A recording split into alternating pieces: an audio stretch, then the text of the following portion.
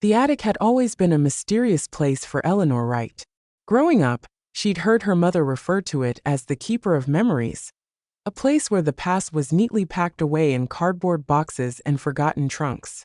But as she stood now at the foot of the narrow staircase that led up to the small door in the ceiling, a sense of trepidation washed over her.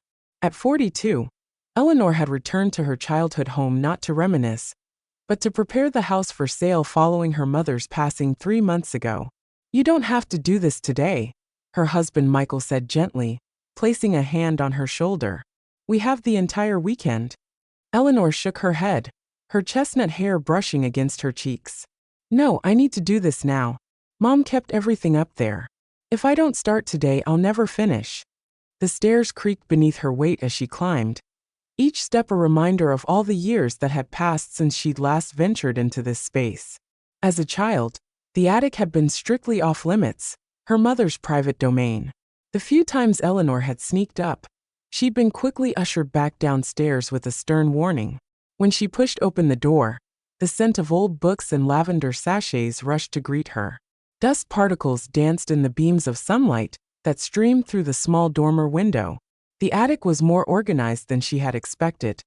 Labeled boxes stacked neatly against the walls, old furniture draped with sheets, and a small writing desk positioned directly beneath the window. Eleanor moved carefully through the room, running her fingers along the spines of old photo albums and touching the fabric of her mother's wedding dress, preserved in a garment bag hanging from a beam. The task ahead felt overwhelming, yet there was something comforting about being surrounded by these physical remnants of her family's history. It was when she reached the writing desk that Eleanor noticed the small wooden box tucked beneath it.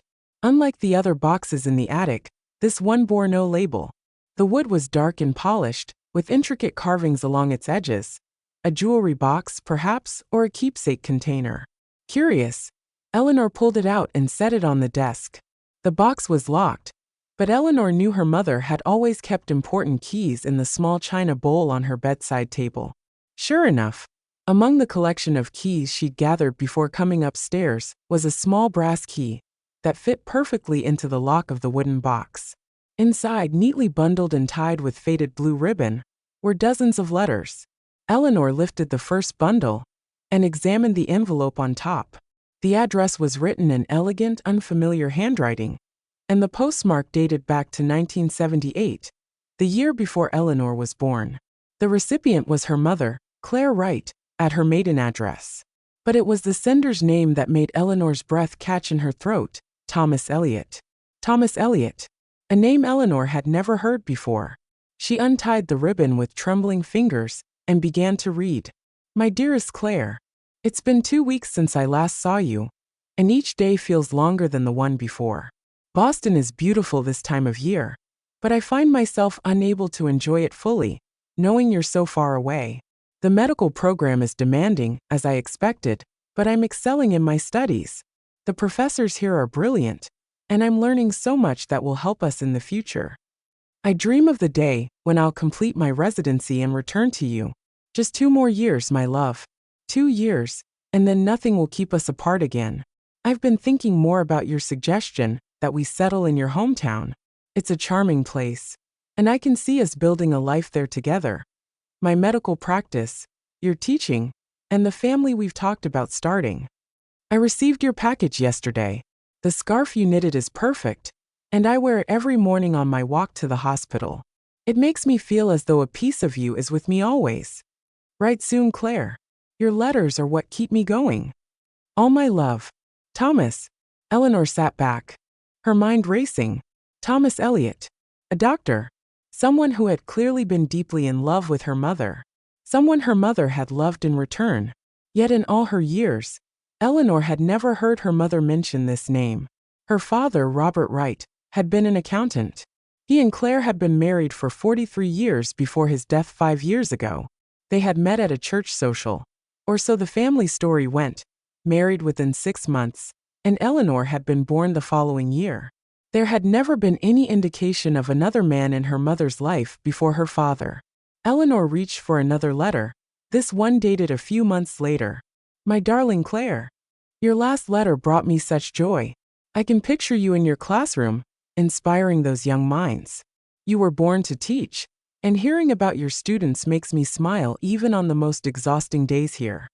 The engagement ring sits in my drawer, waiting for the moment I can place it on your finger properly. I know we've already made our promises to each other, but I want to do this right. When I come home for Christmas, I plan to speak with your parents, though I know your father remains hesitant about my career choice. I believe I can convince him that I can provide you with the stability and happiness you deserve. I've enclosed a small sketch I made of the view from my apartment window. It's not much, but it reminds me of the view from our spot by the lake, where we first said, "I love you." Do you remember that day? The rain had just stopped, and everything smelled fresh and new, much like my love for you, ever renewing, ever fresh. Forever yours, Thomas. Eleanor's hands shook as she placed the letter back in its envelope. Her mother had been engaged, or nearly engaged, to another man before her father. A man she had clearly loved deeply. What had happened? Why had Claire never mentioned Thomas? The sound of footsteps on the stairs pulled Eleanor from her thoughts. Michael's head appeared through the attic door. "Everything okay up here? You've been gone a while." Eleanor hesitated, then gestured to the box of letters. "I found something unexpected." Michael crossed the room and sat beside her on the old trunk that served as a makeshift seat. His eyes widened as Eleanor explained her discovery. "Are you going to read them all?" he asked, picking up one of the bundles. "I think I have to," Eleanor replied. "There's a story here that my mother never told me. I need to understand." Michael nodded, understanding in his eyes. "I'll bring you some tea. Take all the time you need." As Michael disappeared back down the stairs, Eleanor turned her attention back to the letters. There were so many of them, spanning nearly 2 years. She sorted them by date and continued reading. The letters told a story of deep love, shared dreams, and future plans. Thomas wrote about his medical studies, his hopes of opening a practice in Claire's hometown, and their plans to start a family. Claire's letters were not in the box. These were only the ones she had received and kept. But Eleanor could sense her mother's devotion through Thomas's responses. Then, in the early summer of 1979, the tone of the letters changed. "My dearest Claire, your letter has left me reeling. I've read it a dozen times, hoping the words might somehow change, but they remain the same. You're ending our relationship. You say it's for the best, that we want different things in life. But I don't understand. What has changed? Just last month, we were planning our future together. Is there someone else? You mention a Robert briefly, but give no explanation. Who is he to you? What does he offer that I cannot? Please, Claire, I beg you to reconsider. 2 years is not so long to wait. I love you more than I can express in words, and I cannot imagine my life without you in it. With all my heart. Thomas." Eleanor felt a lump forming in her throat. Robert, her father. So this was how it had happened. Her mother had met her father while engaged to Thomas, and she had chosen Robert instead. But why? From the letters, it was clear that Thomas and Claire had been deeply in love. The next few letters were increasingly desperate, as Thomas tried to understand Claire's sudden change of heart. He pleaded with her to explain, to give them another chance. Then, the letters stopped abruptly in August 1979. Eleanor checked the dates. Her parents had married in September of that year, and she had been born the following June. As Eleanor was pondering this, her eyes caught something tucked beneath the final bundle of letters. A sealed envelope addressed to Thomas Elliot, in her mother's handwriting. It had never been sent. With trembling fingers, Eleanor opened it. "My beloved Thomas, by the time you receive this letter, I will be married to Robert. I owe you an explanation, one I couldn't give when I ended things between us, because I knew if I told you the truth, you would give up everything for me, and I couldn't let you do that. I'm pregnant, Thomas. With your child. When I discovered this 2 months ago, my first instinct was to call you, to share what should have been joyous news. But then I remembered our last conversation about children, how you wanted to wait until your career was established, how you spoke of 5-year plans and financial stability before starting a family. You have such an important path ahead of you. Your professors speak of you as a future pioneer in cardiology. The world needs your gifts, your healing hands. I couldn't be the one to derail your dreams, to force you into fatherhood before you were ready. Robert is a good man. He knows about the baby, and he has offered to marry me and raise the child as his own. My parents are relieved. You know how traditional they are, how much a scandal would destroy them in this small town. Robert can provide stability and respectability, and he doesn't ask questions about my heart belonging elsewhere. Perhaps someday, when your career is established and your dreams fulfilled, I can find the courage to tell you about your child. Perhaps someday we might even find our way back to each other. But for now, I release you from any obligation to me or this baby. Live your life, Thomas. Heal the world. Know that I will always love you, and that a piece of you will live on in our child. Forever in my heart. Claire. Eleanor stared at the letter, reading it again and again as tears streamed down her face. The implications were overwhelming. If this letter was true, and Eleanor had no reason to doubt it, then Robert Wright was not her biological father. Thomas Elliot was. Her entire understanding of her family, her identity, her very existence had been built on a foundation that was now crumbling beneath her. She thought of her mother, carrying this secret for over 40 years. Had she ever intended to tell Eleanor the truth? Had she ever tried to find Thomas again? And what of Robert, the man Eleanor had called Dad her entire life? Had he known? He must have, according to the letter. He had agreed to raise another man's child as his own, never once giving Eleanor any reason to question his love or devotion. Michael returned with tea to find Eleanor crying softly, the unsent letter clutched in her hands. Without speaking, he sat beside her and put his arm around her shoulders. "My father," Eleanor whispered through her tears. "My father isn't who I thought he was." She handed Michael the letter, watching his face as he read it. When he finished, he looked up at her with compassion in his eyes. "Are you okay?" he asked simply. Eleanor shook her head. "I don't know. I feel lost. Like everything I knew about myself has suddenly changed." "You're still you, Ellie," Michael said, using his favorite nickname for her. "This doesn't change who you are. Only some of the circumstances that brought you into the world." Eleanor nodded, but her mind was already racing ahead. "I need to find him, Michael. Thomas Elliot. If he's still alive. He's my biological father, and he never knew about me. He deserves to know, and I deserve to know him." Michael squeezed her hand. "Then we'll find him." Finding Thomas Elliot proved more challenging than Eleanor had anticipated. A Google search revealed dozens of Thomas Elliots across the country, including several doctors, but none that matched the specific details she knew about her biological father. He would be in his late 60s or early 70s now, presumably a cardiologist who had attended medical school in Boston in the late 1970s. Eleanor enlisted the help of her cousin, Megan, who worked in healthcare administration. After explaining her situation, Megan agreed to use her professional contacts to search for cardiologists named Thomas Elliot, who had graduated from Boston medical schools in the appropriate time frame. "I can't promise anything," Megan warned during their phone call. "And even if we find him, he might not want to be found. Are you prepared for that possibility?" Eleanor hesitated before answering. "I have to try," she said finally. "Even if he wants nothing to do with me, I need to know who he is. And he should know about me." While waiting for news from Megan, Eleanor delved deeper into the letters, reading them repeatedly as if searching for clues to her own identity. She found herself examining her features in the mirror, wondering which ones might have come from Thomas rather than from her mother. Her dark eyes and prominent cheekbones had always been attributed to her maternal grandmother, but now she wondered if they had come from her biological father instead. She also thought often about Robert Wright, the man who had raised her. He had been a loving, if somewhat reserved father, always supportive of her education and career choices, always present at important events in her life.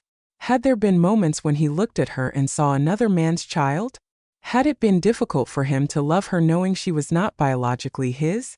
Yet Eleanor could recall no moment when his love had seemed forced or conditional. 2 weeks after beginning their search, Megan called with news. "I found him," she said without preamble. "Dr. Thomas Elliot. He graduated from Harvard Medical School in 1981 and went on to become a prominent cardiologist. He practiced at Massachusetts General Hospital for most of his career, and was known for pioneering several cardiac surgical techniques. Eleanor's heart pounded in her chest. He retired 5 years ago, Megan explained. But he's still alive, Ellie. He lives in Cambridge, Massachusetts. I have an address and a phone number. Eleanor took down the information with shaking hands, thanking her cousin profusely. What will you do now? Megan asked. I don't know, Eleanor admitted. Call him? Write to him? Show up at his door? None of these options seems right. Take some time to think about it, Megan advised. This isn't something you want to rush into. Eleanor agreed, but after hanging up, she found herself unable to think of anything else. How did one approach a stranger to tell them you were their biological child? A child they never knew existed. How would Thomas react to learning that Claire, the woman he had loved and lost over 40 years ago, had kept such a monumental secret from him? In the end, Eleanor decided to write a letter, a fitting approach, given how she had discovered the truth. She spent days drafting and redrafting, trying to find the right words to introduce herself and explain the situation. Finally, she settled on a simple, honest approach. Dear Dr. Elliot, my name is Eleanor Wright. 3 months ago, my mother, Claire Wright née Bennett, passed away. While sorting through her belongings, I discovered a collection of letters written by you to her in 1978 and 1979, as well as an unsent letter she wrote to you explaining why she ended your relationship. I believe, based on the contents of these letters, that you are my biological father. I was born on June 12, 1980, approximately 9 months after my mother's relationship with you ended. The man who raised me, Robert Wright, knew I was not his biological child but chose to marry my mother and give me his name. I don't write with any expectations or demands. I simply felt you had a right to know about my existence, and I would welcome the opportunity to meet you if you are open to it. If not, I will respect your decision and your privacy. I've included my contact information below if you wish to respond. Sincerely, Eleanor Wright. She included her phone number, email address, and home address, then sealed the letter before she could reconsider. Michael mailed it the next day. The waiting was excruciating. A week passed with no response, then two. Eleanor tried to focus on her work as a high school literature teacher, but her thoughts constantly drifted to the letter and whether Thomas had received it, read it, or simply discarded it. Maybe he moved, Michael suggested one evening as they sat on their porch watching the sunset. Or maybe he's traveling. There could be any number of reasons why he hasn't responded yet. Eleanor nodded, but a darker thought had begun to take root in her mind. Perhaps Thomas wanted nothing to do with her. Perhaps learning about a biological child after all these years was too disruptive, too painful a reminder of what he had lost. Then, nearly 3 weeks after she had sent the letter, Eleanor's phone rang with an unfamiliar number. Her heart leapt into her throat as she answered. Eleanor Wright? The voice on the other end was deep, slightly wavering with age but clear. Yes, this is she. This is Thomas Elliot. I received your letter. There was a pause, during which Eleanor could hear only her own heartbeat thundering in her ears. I would very much like to meet you, Thomas continued. If you're willing, I could come to you, or you could visit me in Cambridge. Whatever would make you most comfortable. Relief flooded through Eleanor. I would like that too, she managed to say. Very much. They arranged for Eleanor and Michael to travel to Cambridge the following weekend. Thomas offered to meet them at his home, providing an address in a quiet residential neighborhood near Harvard Square. The days leading up to the meeting were filled with nervous anticipation. Eleanor found herself wondering what Thomas would be like. Would she see herself in him? Would there be an instant connection, or would they feel like strangers? She prepared herself for all possibilities, reminding herself that regardless of how the meeting went, she had already gained something valuable, the truth about her origins. On the appointed day, Eleanor and Michael drove to Cambridge. Thomas's home was a handsome brick townhouse with climbing ivy and a small, meticulously maintained garden. Eleanor stood on the sidewalk for a long moment, gathering her courage, before Michael gently squeezed her hand. Ready? He asked. She nodded, and they walked up the path to the front door. Before Eleanor could ring the bell, the door opened, revealing a tall man with silver hair and familiar dark eyes. Eyes like her own. Eleanor, he said. his voice thick with emotion. "Dr. Elliot," she replied formally, suddenly unsure of herself. He smiled, a warm smile that crinkled the corners of his eyes. "Please call me Thomas."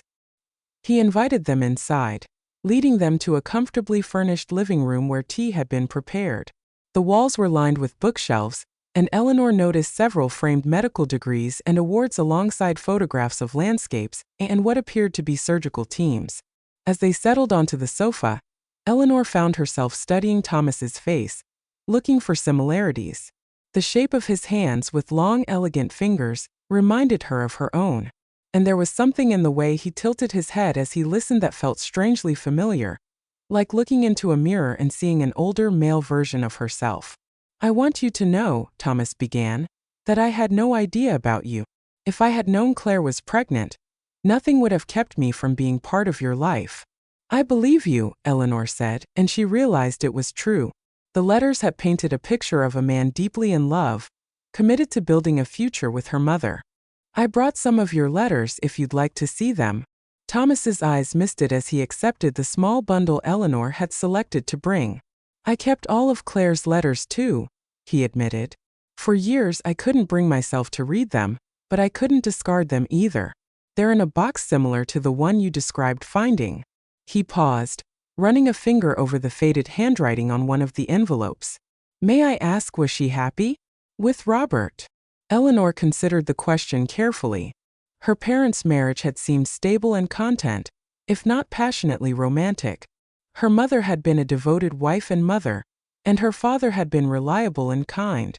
"I believe she was," Eleanor said finally. "They had a good life together. But she never forgot you. She kept your letters all these years, hidden but preserved." Thomas nodded, a mixture of sadness and acceptance on his face. "And Robert? How was he as a father to you?" "He was wonderful," Eleanor said, feeling a rush of gratitude for the man who had raised her. "He never made me feel anything less than fully his daughter. He coached my softball team, helped me with homework, taught me to drive. Everything a father should do." "I'm glad," Thomas said sincerely, "and grateful to him, though I can't help but feel I missed so much."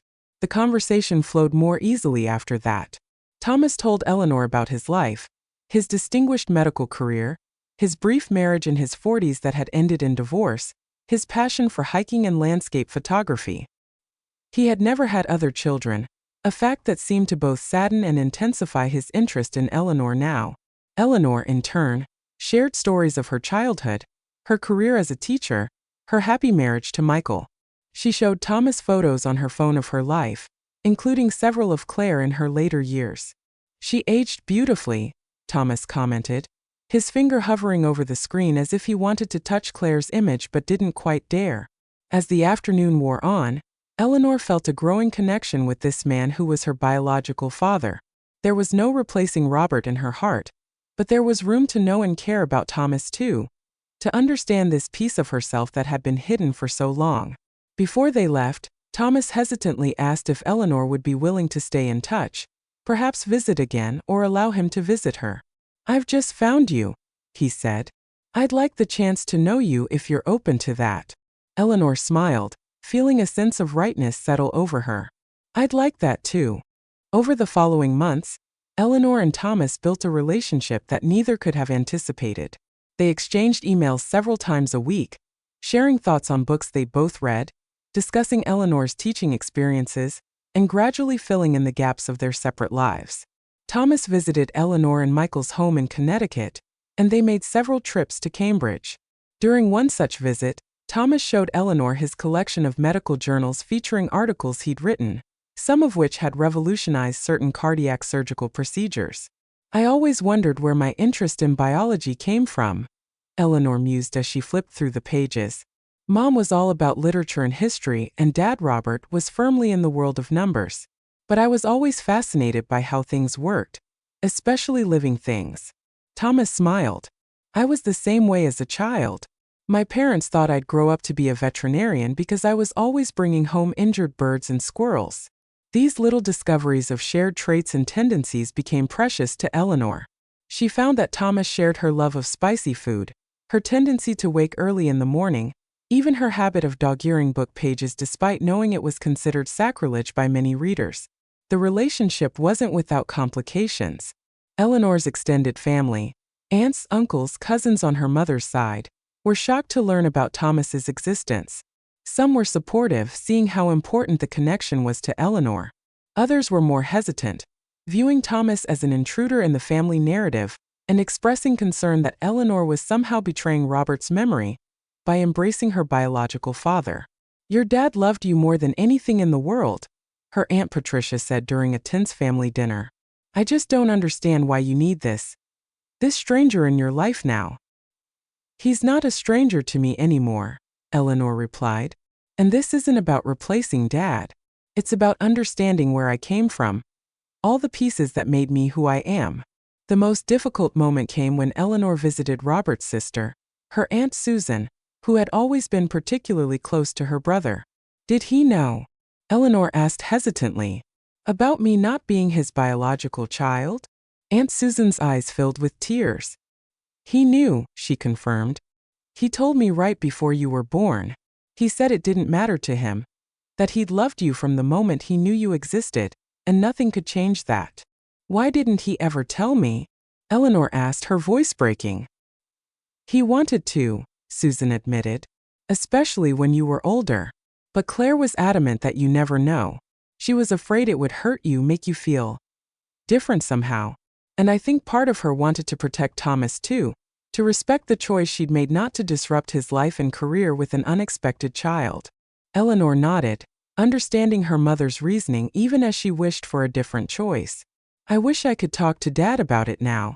Thank him for loving me the way he did." "He knew you loved him," Susan assured her. "That was all that mattered to him." As the months passed, Eleanor found herself integrating Thomas more fully into her life. He attended her school's winter concert, where she directed the choir. He joined their family for Thanksgiving dinner, somewhat awkwardly at first but with growing comfort as the day progressed. And when Eleanor discovered she was pregnant with her first child the following spring, Thomas was among the first to know. "I'm going to be a grandfather," he said wonderingly during their video call, his eyes shining. "Yes," Eleanor confirmed. "And I was hoping, if it's a boy, Michael and I would like to name him Robert Thomas, to honor both of my fathers." The gesture moved Thomas deeply. "I would be honored," he said. "And I think Robert would be too."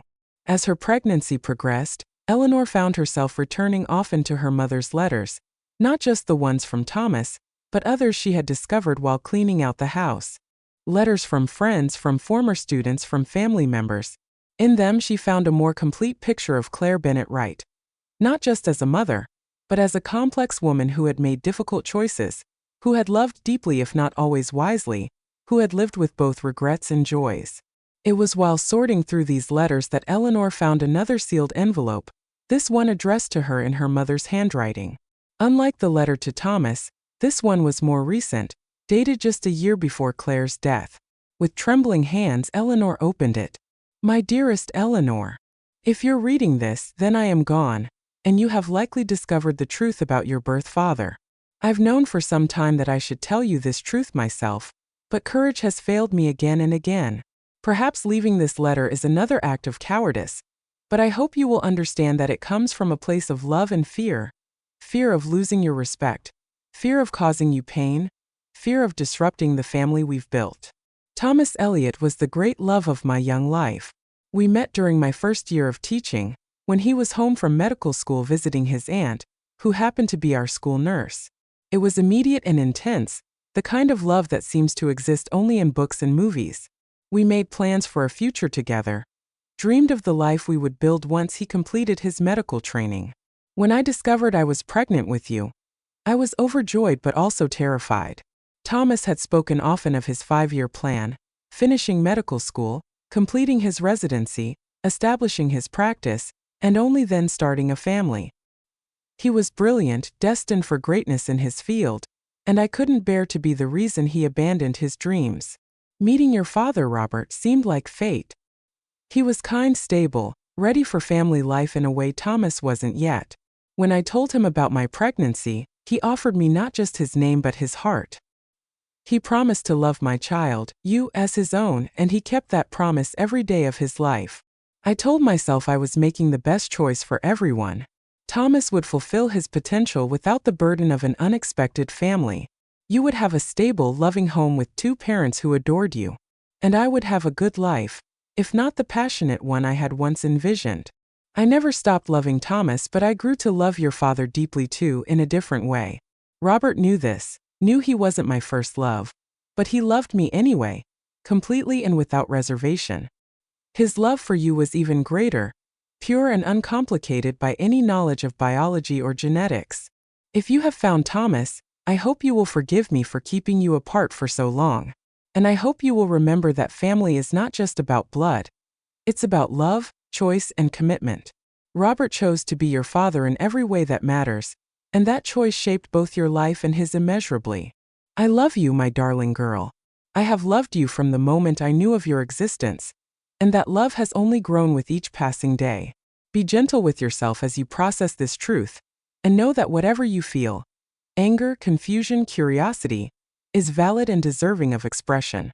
All my love, now and always. Mom. Eleanor read the letter through tears, feeling both the pain of her mother's secret and the depth of her love. She understood now, in a way she hadn't before, the complexity of the choice Claire had made. A choice born not of deception but of a desire to protect those she loved, even at cost to herself. When Robert Thomas Wright was born in late autumn, he arrived into a family more complex and interconnected than Eleanor could have imagined a year earlier. At his christening, both Michael's parents and Thomas stood as proud grandparents, with Aunt Susan representing the Wright family legacy. The baby had Eleanor's dark eyes, and everyone agreed, Thomas's chin and brow. "He's perfect," Thomas whispered as he held his grandson for the first time. "Absolutely perfect." Looking at them together, her biological father and her son, Eleanor felt a sense of continuity, of past connecting to future in a way that transcended the complications of her own origin story. The circle had somehow completed itself, bringing healing where there had been secrets, and connection where there had been absence. That evening, as she rocked little Robbie to sleep, Eleanor reflected on the journey of the past year. She had begun with a discovery that shook the foundations of her identity, moved through grief and confusion to understanding, and arrived at a place of acceptance and integration. The family she knew had expanded rather than fractured, embracing Thomas not as a replacement for Robert, but as an addition. Another branch on the family tree, another source of love for her child. In the end, Eleanor realized her mother had been right. Family was indeed about more than blood. It was about choices made and commitments kept, about love that transcended biology and circumstance. Robert Wright had chosen to be her father, had loved her unconditionally despite knowing she carried another man's DNA. And now she had chosen to welcome Thomas into her life, to create space for another kind of love and connection. The wooden box of letters now sat on Eleanor's own writing desk in her home office. She had added to it over the months copies of her correspondence with Thomas, her mother's final letter, and a journal she had begun keeping when she first discovered the truth.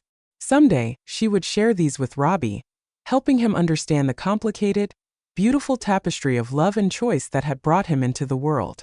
For now, though, she simply held her son close, whispering the story of his 2 grandfathers, one who had loved her enough to claim her as his own without hesitation, and one who had missed the chance to know her as a child but was making up for lost time with his grandson. Both men, in their different ways, were part of the legacy she would pass on to her son. A legacy of love that transcended conventional boundaries, of courage to embrace truth even when it was difficult, and of the healing power of forgiveness and acceptance. As Robbie drifted to sleep in her arms, Eleanor thought of her mother's words. Family is not just about blood, it's about love, choice, and commitment. In the end, she had been fortunate enough to experience all of these, from both of her fathers and from her mother, whose final act of love had been to leave the pathway to truth open for Eleanor to discover when the time was right. Outside, the first snow of the season began to fall, covering the world in a blanket of pristine white. A clean slate, a fresh beginning. Eleanor smiled, feeling at peace with her past, her present, and the future stretching out before her like an unwritten page, full of possibility and love. The summer sun streamed through the windows of the beach house, casting golden light across the wooden floor where 5-year-old Robbie sat with his grandfather, building an elaborate structure with colored blocks.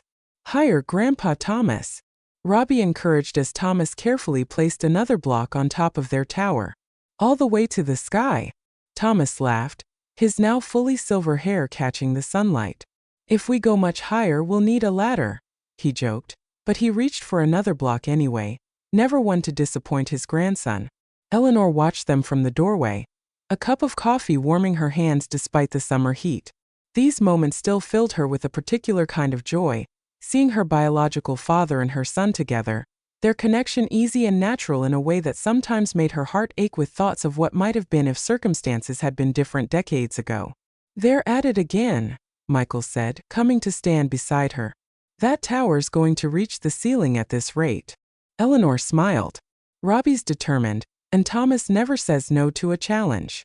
"Like grandfather, like grandson," Michael observed. "Like mother too, come to think of it." The beach house had been Thomas's idea 3 years ago. A place where they could all gather during summers and holidays, building traditions and memories together. Located on the Massachusetts coast, it was close enough to Cambridge for Thomas to visit often, yet felt like a world apart from their everyday lives.